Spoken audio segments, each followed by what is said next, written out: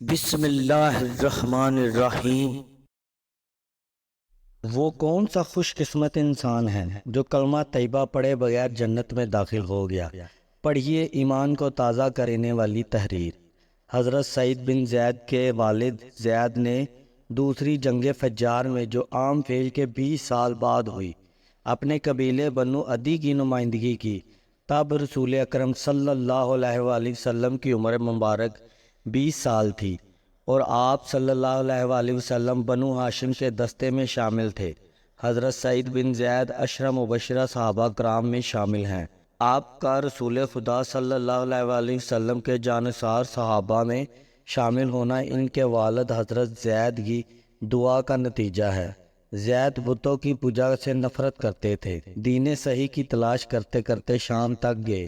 حضرت زید اللہ کے رسول صلی اللہ علیہ وآلہ وسلم کی تلاش میں سرگرداں ایسے عاشق رسول تھے جو اسلام سے قبل ہی سرکار دو عالم صلی اللہ علیہ وآلہ وسلم کی بعثت کی خاطر ظلم برداشت کرتے رہے لیکن دین ابراہیمی پر قائم رہے۔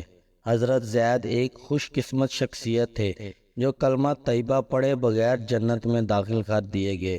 سبحان اللہ۔